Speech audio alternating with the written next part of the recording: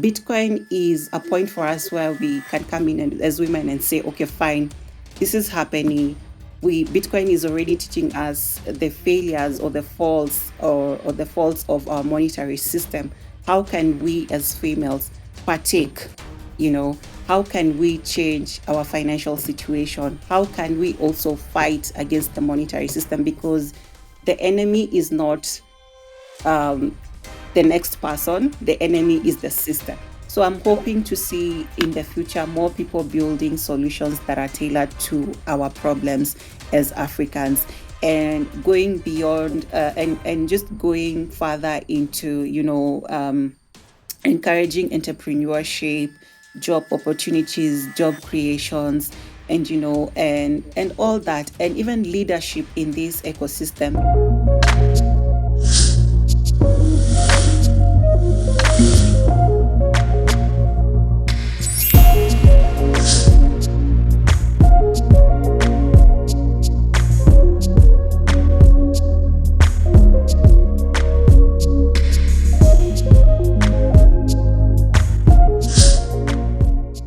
Hello, Bitcoiners. Welcome to another episode of the ABC podcast. So today's episode is a very interesting episode. It's really interesting because today we have an amazing woman and a trailblazer when it comes to impacting women in Bitcoin in Africa. She is a passionate financial activist and also a Bitcoin advocate. She's currently empowering women in Africa across 11 African countries using BTC Dada, BTC Devs, and other sister communities that she has. I'm really glad to welcome Marcel to our conversation. Hi, Marcel. How are you doing? Hi, thank you for having me, Nick. Yeah, super glad to host you today. Yeah. Yes, so we are going to have a lot of discussions around your work on the space, the impact you have been making. But I Mhm. mean, for me, first of all, it's always about the Bitcoin story, right? So we need to hear how you get started. How did you enter the rabbit hole? How did you start, impacting women from Kenya to expanding to all over Africa? So can you share with us your journey into the Bitcoin ecosystem and what motivated you to be a financial activist, especially using Bitcoin to do so? Okay, so I would say, well, I've answered this question so many times. So I think my journey was inspired by a myriad or a series of events of my life, starting from my childhood, how I saw women being treated, the stereotypes that we had around women and being on the financial table.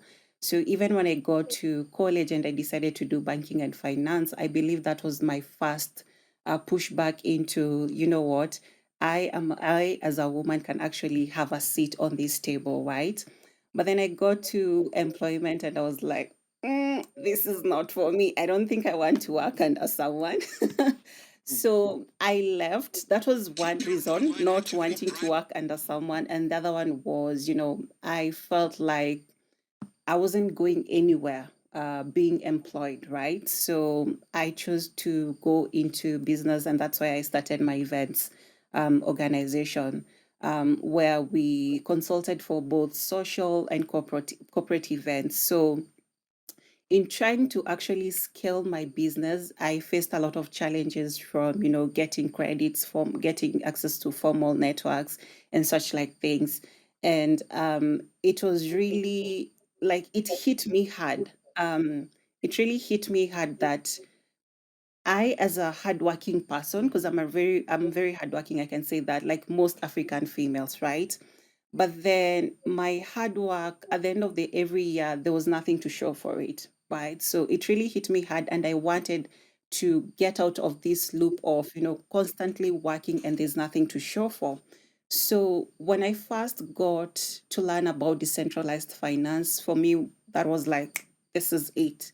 Maybe this is the tool, this is the way out for me. So initially it was just about myself. I'd not thought about, doing whatever I'm doing currently.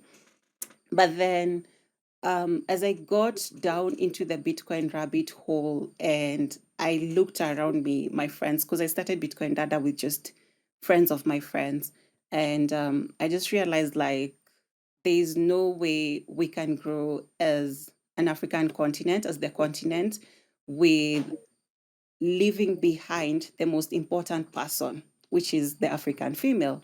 And I know you've had this saying before that says when you educate a woman, you're essentially educating the entire community, right? And to me, the opposite is true. When you exclude the female, then you're also excluding the economy as a whole. And you can actually see this in economies that undermine their women, right? Or communities that undermine their women and how successful they are.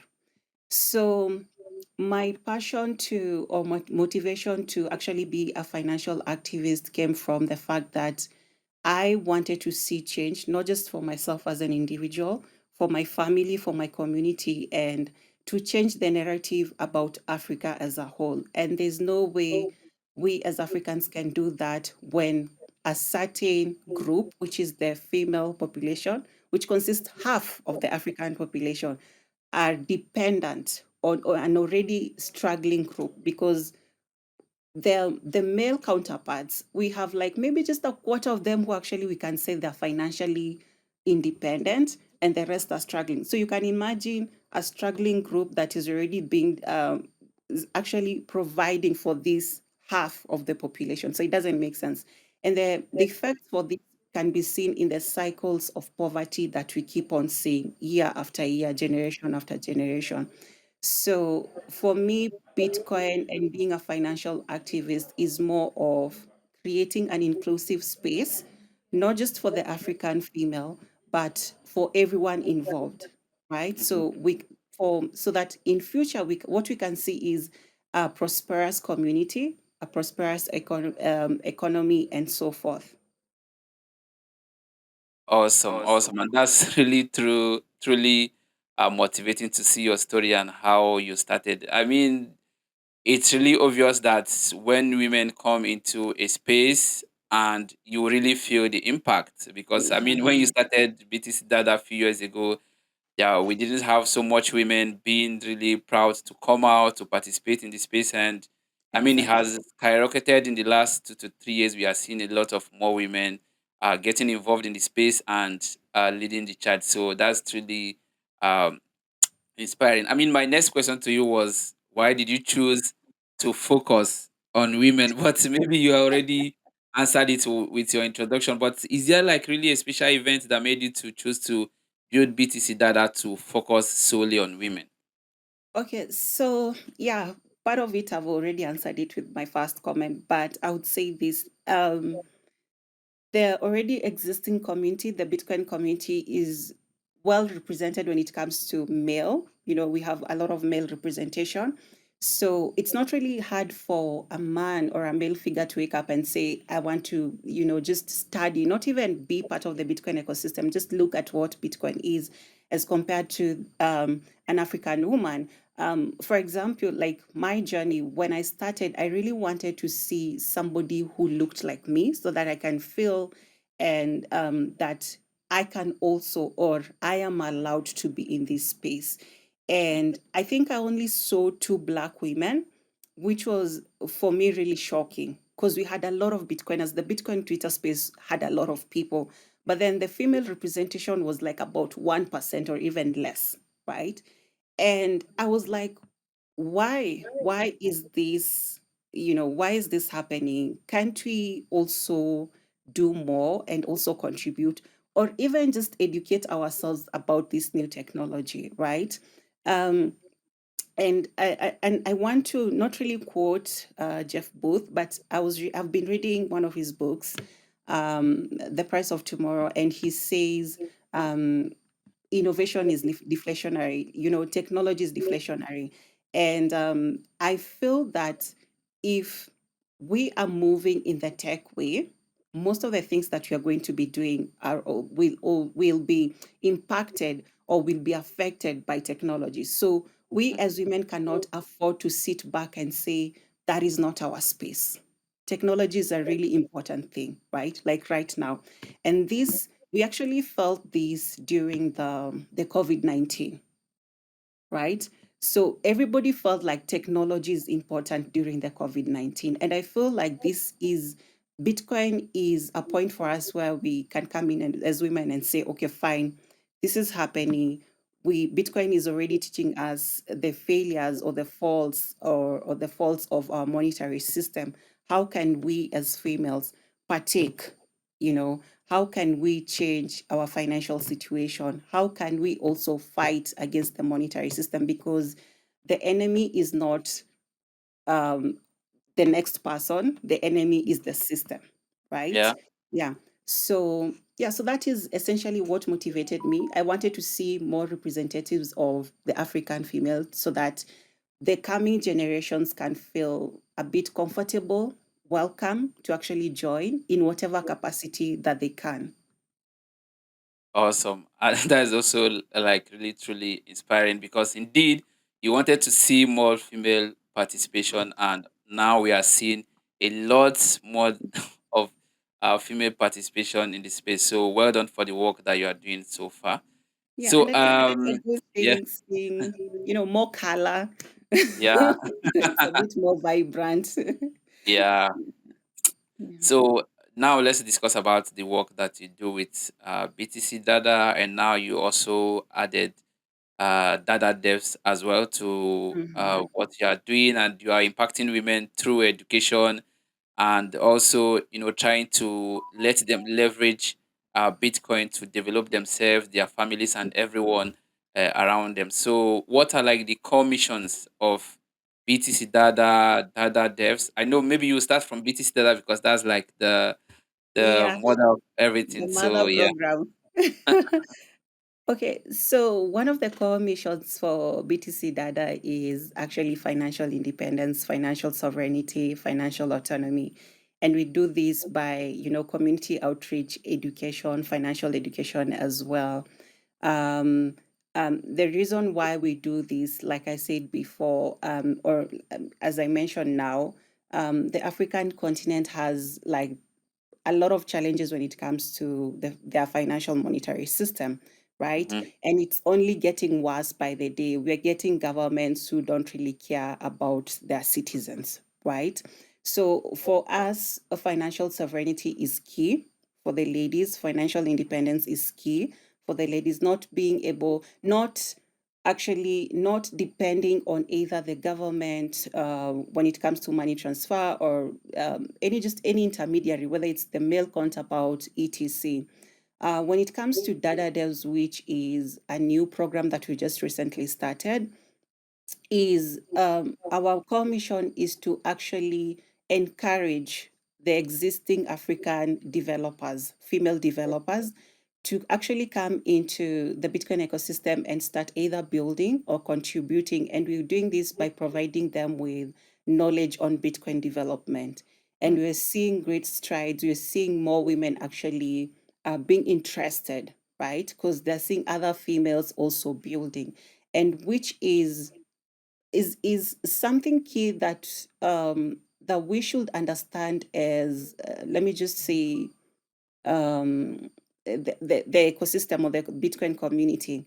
Um, the reason why I say it's key is because the African female has grown in an environment where men were praised or were encouraged to actually be in the tech space and financial space, while women were encouraged to do other things. So for even for the women who are already in the tech space, they're not, some of them I'm not even sure, and especially the younger ones who are in universities and campuses or just coming out of campus, they're not sure of the decisions they have made. I've seen that with my girls, and they're like, is it did I really make the right choice in actually studying, software development or engineering, right? So when they come into our program and they actually see other females who've done it or are doing it, or they are in maybe a supportive environment, you start to see their talent coming out, you know. Yeah. So that is very key for us. And we want to do this to have more African innovative ideas and innovations being built by Africans. And who better to do that than the African female? I mean, Yeah. no shade to our men, but yeah. I think the other thing that drives us is, bettering our community as a whole. And when I talk about our community, is the people that live around us. So we normally have what we call, I don't want to call them CSRs. I would call them sort of like just helping the community within where we live. And we Okay. do this by working with either underprivileged kids, girls especially, to try and reduce period poverty, right? This is a discussion where a lot of people shy away from, and I think even in the African setup, it's not something that you're supposed to even discuss in front of other people, right? And Yeah. the results of this is actually having these girls run away from school, evading schools during this, because they can't afford sanitary towels. So what we are doing is reaching out to such underprivileged kids, and talking with them, giving them support by just being there, talking with them, providing the hygiene products and books as well. So we've done this in Kenya, and we're doing this also in Uganda with an orphanage. We have our community leader called Edith, who's also helping us with managing the community in Uganda. And I think those are the key things that we have been doing in Bitcoin Dada. Well, Bitcoin Dada has a lot of programs, so if Yeah. you want to check them out, you can check our page. Yeah, that's a really an awesome work that you are doing that with women, and I mean because a lot of stereotypes that people have growing up, this is the way you should behave as a woman, or no, no, Exactly. no, this is a no go area for women, and all Mhm. these things can only be corrected by giving the women the right education, telling them, look, you can do it, and also for them to more important is for them to see someone they can look up to who has already done it, and they know that it's really possible. So it's a very very good work because I really like I'm seeing programs springing up here or someone trying to do a space or something that I'm seeing it BTC Dada alumni. So Yeah. so you can see really the impact and the impact of the education which you are giving these women, which makes me Yeah. to ask you, how do you really groom these women? What is it that you do, or how do you structure your educational programs to to inspire them or to push them to do better in the space? So you're asking me about my secret sauce, Abby? No, no, what because before I asked you the question, I said I really see like a lot BTC Dada alumni here and there trying to do something. So I want to Yeah. know what is it that you do? Okay. So for me, the key thing is about quality, right? It's not about quantity, because I've seen a lot of programs, s- sort of sprung up or just come up, and you're looking at numbers, and they've done like 10,000. They're talking about numbers like we've done 10,000 students, we've done a million students, and all that. But when you follow up with the students, there's no major impact that they've actually gotten from such educational platforms. So for us, one of the things that ensures that we have sustainability and longevity of these girls is that community, that sense of belonging, you know, a safe space where they can come and share their challenges. So I would like to say this. That for us is not about victimizing ourselves. So once you join Bitcoin Dada, it's not about victimizing yourself. Oh, I'm an African female. We've gone through this, da da da da, blah blah blah. No, no, no, no, no. It's actually coming in and looking at the challenges. So these are the challenges that we as African females face. These are the challenges that we as Africans face. So what are the some of the solutions that we can create other than just sitting and waiting, right? That is the Yeah. first thing. The second thing is after completing their online education, which takes about 6 weeks, we have another period of about a month where they are mentored. So the mentorship program focuses on different niches. We have the creative side, we have the technical side, we have also just polishing them into getting, job opportunities as well, right? So that mentorship sort of like encourage them to look at somebody, because we invite other Bitcoiners and also people in the tech space. and they see and feel like, okay, fine. If, for example, Janet Maingi, for example, is one of the females, the African females who is actually into Bitcoin mining, right? And they're like, okay, fine. So if this female can make it here, I also can do my part. So it doesn't have to be necessarily also going into mining or being a developer or being an artist, whatever capacity that they feel comfortable with, whether it's building, whether it's being a creator, whether it's becoming a leader as Marcel, whatever capacity, and we support them. So if they have an idea, what they do is they share it with us, and we see how we can work with them. So we sort of push them, or I push them. Also, I'm a bit tough on them, so they know. I like to see progress. I really hate the victim mentality. So what I do is help them and learn what we have been taught, and learn that we also can help our men into creating a better future for the next generation. Awesome. I mean, it's really important and it's key to mentor as well, because I also know that when you talk about, we have educated a lot of people, and I have a very good experience. Like, we have educated a lot of persons, but where are they today? You give them the education and you just tell them, okay, go and find somewhere to do without mentorship. So they just go there and they get lost and they get tired and they stop. So I Yeah. think one thing that also I think stands out with what you do is that mentorship part, because it gives them more confidence to go out, to try to do, because now they are being shown a path to follow from someone who has already done the path, and not only someone who has done what they want to do, but also a female like them. So I think Exactly. it's really key and it's really important. I mean, with all these things that you have said, I know there is already a lot of success stories with everything that you have been doing, but I want you to speak like, what is that success story that really stands out with the work that you have been doing so far? Okay. So I would first start by saying I'm really proud of all the girls that I have, all my students. I keep on calling them my girls, my students, or the students, right? I'm really proud of them because it's not easy to, learn something new. This is a new technology that you're required to learn, get certified, and all that. So I'll just say I'm proud of all the students for just going through the program and graduating. I would pick three. So the first one I would say is Sabina. Sabina was part of cohort 3, and she's also the content manager for Bitcoin Dada as of now. So everything beautiful that you see on our social media pages, it's Sabina. And one of the what she has done that's really worth being mentioned is she came up with this app that's called Tando. So Tando allows you to spend Bitcoin seamlessly when you're in Kenya.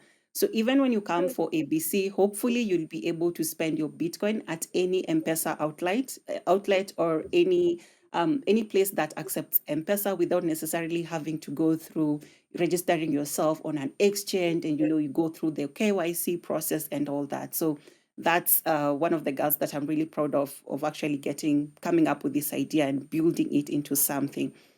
And you can check out their page on Twitter. It's called Tando, their website, Tando, Tando. The other person would be Halima. Halima Abba is from Nigeria. Halima was part of cohort 5, I believe so. And she has gone after the education program. She went ahead to have a Bitcoin TV series in one of the major stations in Nigeria. I believe it's called Tozali Station, something like that, and where she teaches Bitcoin fundamentals to newbies in Hausa. And Hausa is one of the biggest spoken languages in Nigeria, West Africa.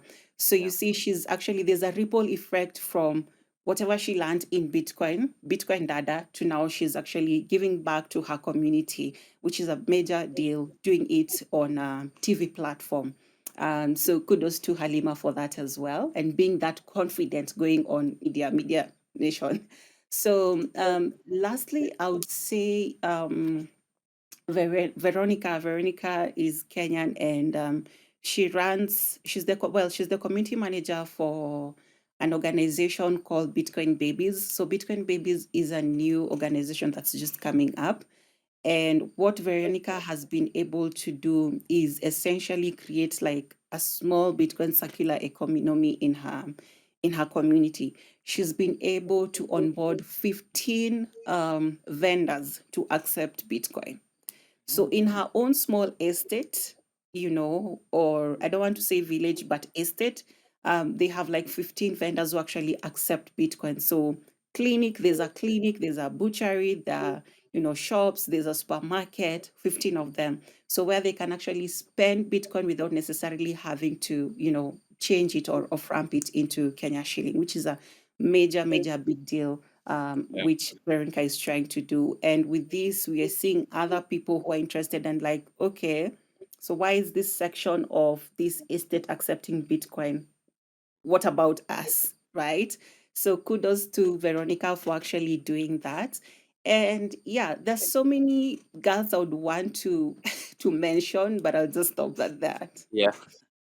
Awesome. What an awesome work that you are doing and the guests are doing as well, because this also just refers us back to what you said in the beginning, that when you educate a woman, it extends to everybody, and when you exclude them, you also exclude a lot of persons. So now they've Exactly. been educated and they are really making impact in the society. So I'm also really looking forward to coming to Kenya and testing Tando to see Sando? how it works, and of course the Bitcoin circular economy is also really important, because I also Yeah. think that the high time that a lot is happening in Kenya, and I also know that people even come to Kenya apart from Bitcoin. They also come to Kenya for a lot of tech reasons. So Yeah.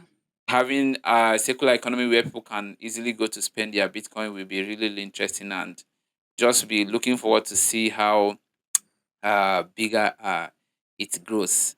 So Yeah, and maybe if I could just add on to that, I would say if a lot of Bitcoiners normally talk about hyper Bitcoinization, spending Bitcoin and all that. Now they actually don't put in the work. So again, I would say kudos to Veronica, because if we want to get to that level of hyper Bitcoinization where wherever you will go, you'll be able to spend your BTC, then you need to start from where you are.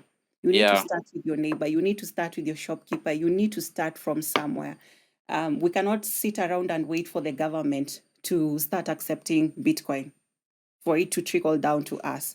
So we start with the efforts that we can as an individuals, and then if the governments accept Bitcoin, well and good, great. If not, would have done something to get to that level.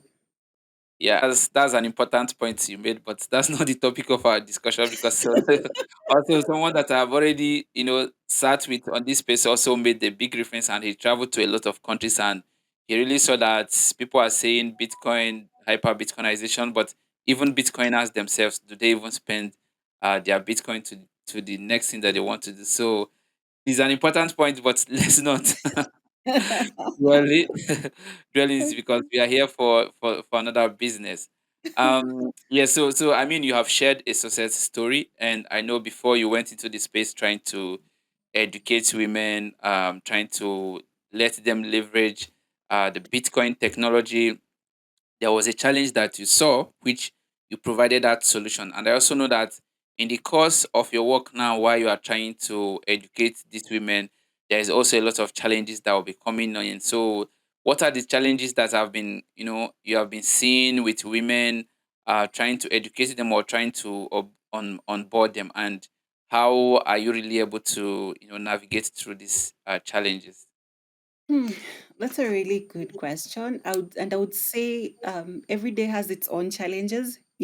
I run an organization that holds different people from different backgrounds, different countries, different economies, different cultures as well. So just being able to fine tune our program to fit each and every one of them is that's the biggest challenge that we have, right? But what we have done is the first sessions that we have as Bitcoin Dada is helping them unlearn what they have been taught in their different cultures and trying to understand them from their level. So we try and meet our students from where they're coming from, as opposed to trying to force them to where we are at, right? Mhm. So understanding where they come from and then being able to know, okay, so for this particular cohort, this is how we are going to handle them. If we have, for example, if you have Muslims and we are doing an event, how can we be more inclusive of them, right? Regardless whether the population, more of them are Christians, we actually try and actually be more inclusive to women from different cultures, right? So yeah, it's just about learning where these individuals are coming from.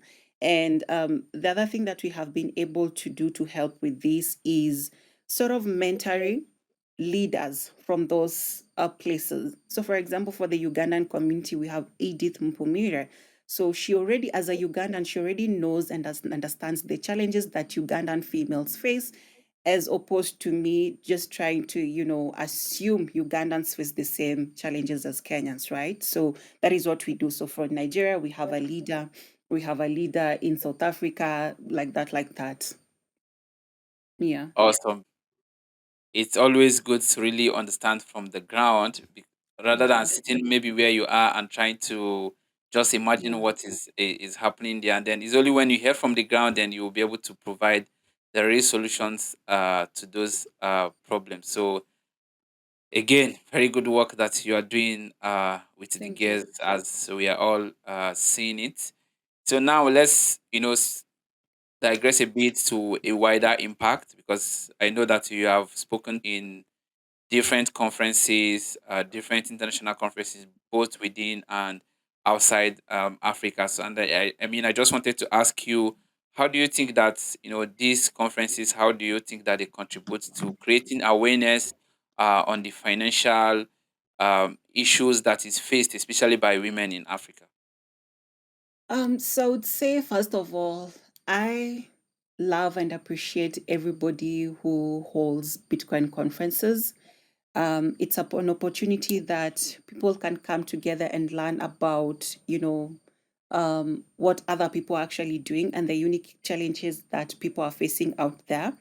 And even just trying to, get some sort of information that they can apply to their own, or even just be encouraged that. I'll give you an example. When at the Global Bitcoin Summit, I met a lady who was from Ukraine. Sorry, I forgot her name, but she's a human rights activist, and she was telling me about what has been happening. And I was like, yo, I thought I had problems. I was like, I thought I had problems.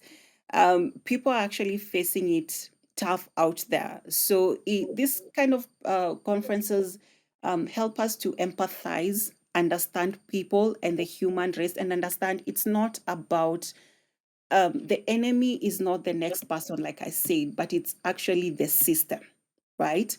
It helps also in terms of fostering collaborations and partnerships, and also just bringing and helping people to bring resources together and see how they can support each other, right?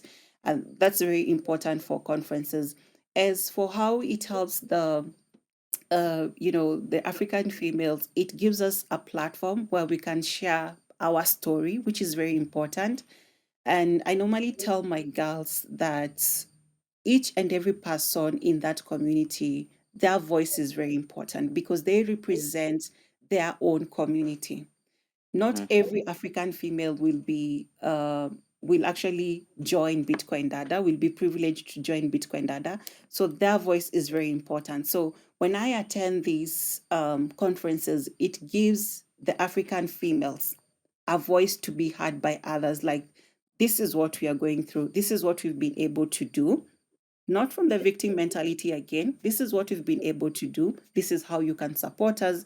This is how you can empathize. This is how you can come in, whether it's through finances, whether it's through advisory roles, whether it's through mentorship, whether it's just through collaboration with you, with your organization. Awesome, awesome. In this, like you said, it offers a platform to speak about your work, about the challenges, and anybody that wants to help, like you said, not from the victim mentality, but anybody that wants to collaborate, or to support the work you are doing, it mostly happens in these Mm. conferences. Yeah, for And sure. I know that you partner with a lot of individuals, with companies, and with universities to make these educational programs that you are doing to make it happen. So, how has partnership, how has it played a role in the work that you have been doing? And is there like a partnership that was really very striking that maybe gave you a lot of opportunities to impact more women? So not say necessarily more women, but I would say more people. And this was a collaboration with Machankura and Bitnob as well, because through these two collaborations, we were able to reach more people. So we went into universities, we went into the communities, we went into the deep, deep, villages, bringing this education to them at their level, not to our Mm. level, but at their level. So for me, that was really and will always be a really true, collaboration that um, will remain with me, right? I've also have been fortunate to work with Farida as well in events, like for example, ABC events, and this will enable us to bring more people, create more awareness to the Kenyan community of what is happening, and even just globally, because this conference is going to go global. It's not just for the Kenyan community. It's going to be out there. And such collaborations and such partnerships helps us to or help other people to, believe in what we are doing, and that Bitcoin is actually a tool that can change their lives financially, security wise, freedom wise, yeah. Awesome. I completely agree when you talk about collaborations because it's one of the key drivers to making more impact, reaching out to more people, and also onboarding more people into Bitcoin space. Imagine you said you started it with group of your friends, and then Yeah, look at where you are with collaboration, and then you get to have one. exactly. Now you have Dada devs, and I think there is other ones also. So it's always Yeah. about collaborating and also trying to make a wider impact. And I also know that your work has been recognized, by CoinDesk and also Forbes for the work that you have been doing on the space. It has this recognition really impacted the visibility of BTC data on how has it, helped you guys to get more visibility. Yeah, of course. And first of all, shout out to Sue and Frank Cover for, doing those articles about Bitcoin Dada and myself. It has really given us more visibility on a global level and even in the African space. The problem with, communities around you, when it's said, even Jesus was not believed in his own community. It was other people that followed him, right? It was not until that they saw the miracles they were like, okay, so this our son is actually important. So it's the same thing. So it has cemented the belief of what we are doing as Bitcoin Dada to many in Africa, in our community, and globally as well. Even to people who just would want to sponsor us or support us in one way or another, because they've seen us on Forbes or Coindesk. They're like, okay, so this is actually a legit program, because that's another thing. There's so many programs that's coming up that are headed to nowhere, right? And a lot of people are afraid to actually be involved with most of the projects because they're not sure if they're actually legit. So Mm. such mentions have cemented the belief of Bitcoin Dad and our mission to a lot of people. And it has also given our girls hope that, whatever we are doing is actually, we are on the right path, right? Like people are seeing what we are doing, what we are doing. We are actually being credited, because there's nothing as worse as working hard. You're trying to push something and nothing, no one is actually just, giving you. It's said that you should be your biggest fan, but it will also makes more sense if a couple of people just congratulate you, you're doing well. It Yeah. will give you more push, right? So it encourages the girls to keep on waking up every day and wanting to do better for themselves. Awesome. I mean, the importance of visibility cannot be overemphasized because it Yeah. encourages you, it brings you more collaborations, and then it pushes you to actually do more to impact more people. So you are doing a lot of work, and even if they didn't, maybe other platform didn't recognize it, we also see a lot of work that you have been doing, because like I said, when I look right, I see BTC Dada alumni here and there trying to do something in the space. So Yeah. that's also one thing that is very key, that we can see it in our immediate environment, the work Mm. that you are doing. Yeah, so I think we've had really a long conversation on your Indeed. work, yeah, from the beginning to the impact you have been doing so far. So I think now it's really important for us to talk about the future of BTC Data, and also the community in general in Africa. So because now you started in Kenya and you expanded to now to 11 African countries, which is really, really significant and also increases your impact in the space. So, what are some of the plans that we are looking forward for BTC Data in the coming years? Okay. So one of the things that we are trying to do to, just enlarge our territory is by creating decentralized communities across Africa. So, like I said, what I'm working towards, or what you're working towards, is not having a community that has a one size fits all solution to every country, or every economy. So currently, we are mentoring leaders from different countries who will be able to say, this is Bitcoin Data Nigeria, and this is how we use Bitcoin, right? And this is our program. So that's one of the ways that we feel that we'll be able to actually reach out to more females, as opposed to just having one headquarter, right? Uh, the other thing that we are looking forward or what we are working towards, is we are building an open source, educational platform. Hopefully, this will be on our website in January, hopefully, where everybody can come and learn within their own pace. The community will still remain, but it will remain for the African females. That will still remain, but everybody else can learn from our website and also learn a bit about Africa, because that's something else that I've found interesting when I've gone to different countries, and the stereotype and the beliefs that Africa is one country. People would ask you, I know someone from this country, and I know somebody from, probably, let's say, for example, I know somebody who's called Nelson from Zimbabwe. Could you say hi to him when you go back? And they're like, you know, it's crazy, it's crazy. So I felt it was important to have a section on our website that actually teaches people, and especially Bitcoiners, and or anybody who wants to learn about Bitcoin, about Africa. So just have like some basic facts about Africa on our website as well. We, as the Dada Devs, we are currently working on an app, and so I will not share more about whatever we are working on. Hopefully, we will have the MVP running during the ABC, and we are Yeah, I all hope. super excited. And we can't wait to share it with you as well. So this will be like our first, project app that will be releasing from Bitcoin Dada, or essentially Dada Devs. And for it to be released by the first cohort of Dada Devs, that's a huge, huge deal for me, and working hard towards ensuring that because this is the first cohort for Dada developers.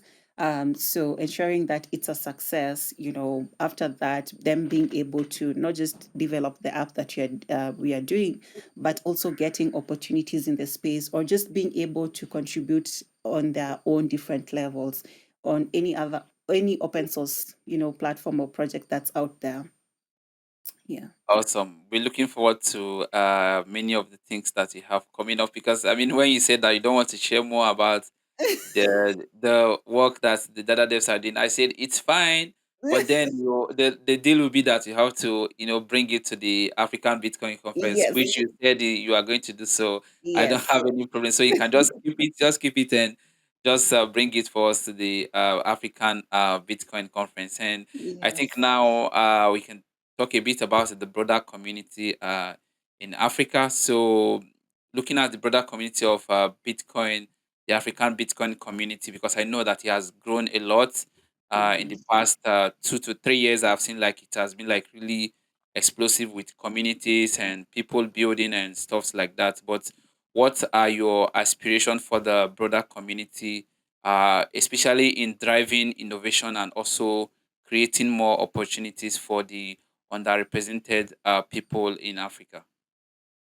I think, to be honest, what I would love to see is more building of more innovations that are specifically designed for the African needs and wants, and not just necessarily about education. Well, I'm into education, which is good, but I would also like to see more apps be built that will ensure that our problems are solved by people who understand what we are going through, right?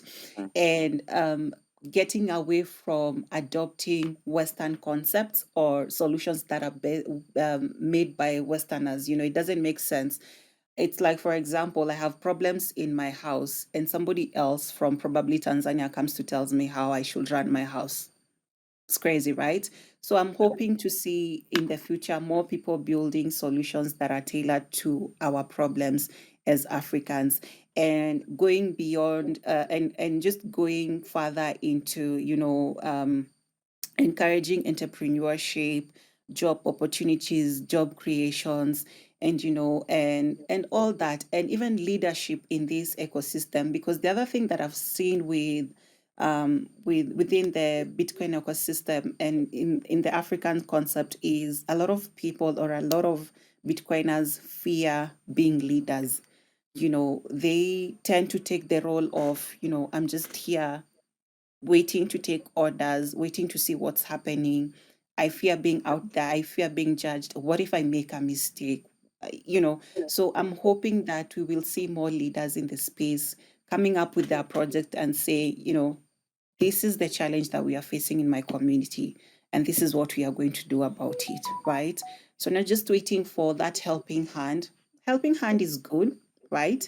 But not just waiting for somebody else to come and show you, like, you guys are going through this. You should probably, I should help you.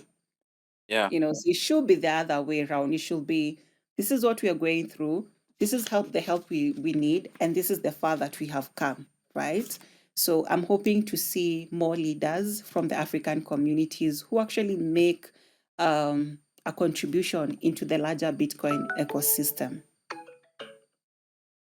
Awesome, awesome. I completely agree with you when you talk about innovations, because I also believe that innovation is going to drive everything. Is going to drive job opportunities. Is going to drive more people to even bring more solutions. Okay, if they see that through innovations on the Bitcoin, one problem has been solved, they will be more confident to come out and say, okay, we too we have this problem too.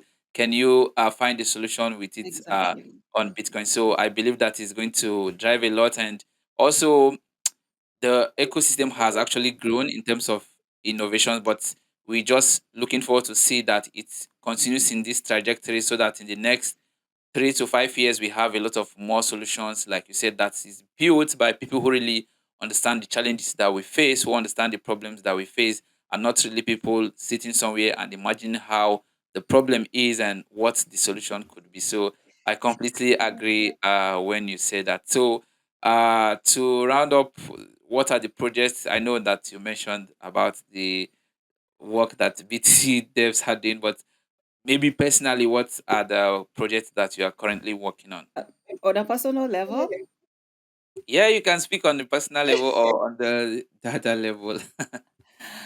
so I'm not sure if I should be sharing this, but yeah. So Bitcoin Dada is working on a lot of things. So let me just start with Bitcoin Dada. So we have the Dada Business, mentorship program where we help females in business grow their business into not just being local businesses, but trying to help them grow it into big businesses and being sustainable. We have, like I mentioned, we have the Dada Devs ongoing as well. We have the education platform coming as well. I am also part of, I don't know if you know this, but there's an organization or there's a technology or innovation that's coming up. It's called Bitsaco, which will allow people to save in Bitcoin. And this is very important and very exciting because we have a lot of, SACCOs are very popular in Africa, right? So this will be like one of the ways that we can actually onboard the day-to-day person, so Mhm. they can start from the level of their understanding and grow into saving in Bitcoin. And we have already onboarded our own Chama. So for those who don't know what Chama is, it's essentially sort of like a merry-go-round where you contribute to each other, and it's very popular in Africa. Women do that a lot. So for our Chama, we've started saving in Bitcoin. Our goal is to at least have everybody or every female who is in that chama have zero point 0.5 BTC at least. So we save every week, and we contribute also to each other every week. Of course, I'm not going to disclose the amounts, but yeah, that's there. And Mhm. then yeah, so it's very exciting. The Bitsako, the founder is Jodom, so I am his vice, and also there's a couple of guys also who are in the leadership group as well. So, lastly, is of course I'm working with Farida on African Bitcoin Conference. I just had to mention this because oh my God, I can't wait to see you guys at the ABC. I can't wait to see you guys, experience Kenya, get to meet our girls as well, get to share our stories and also listen to your stories as well. And, maybe form new partnerships, networks, and just enjoy what we have to offer as Kenya. I Awesome. hope to get you That's tickets. Yeah, that's quite a lot coming up, and I'm really looking forward to everything to see you guys make more impact across Africa and even beyond Africa. So Mm. we're just here for it, especially also for the African Bitcoin Conference from the 9th to 11th of December. We will all be in Kenya to network and also to learn from each other, and also to plan to see what we can be able to achieve together in the future. Thank you so much. It has been like one of those wonderful conversations on this podcast. So I'm really glad to have you today. Thank you so much for making out time to come, and looking forward to seeing you in Kenya in December. Thank you so Thank much.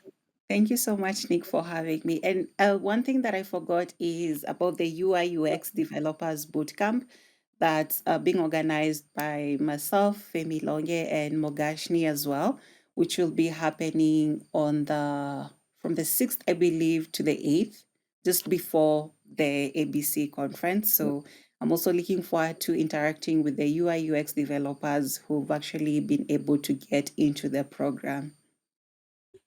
Has Is it that maybe people already Yeah, finished so or we already had people apply. So we are on the process of actually just shortlisting who will be able to make the trip to Kenya for the ABC conference and for that okay? particular bootcamp. Awesome. So if you're a UI UX designer, this is a big opportunity for you to get to start Exactly. designing on the Bitcoin ecosystem. Thank you Exactly. so much once again, and enjoy the rest of your evening. Thank you so much, Nick, for having me.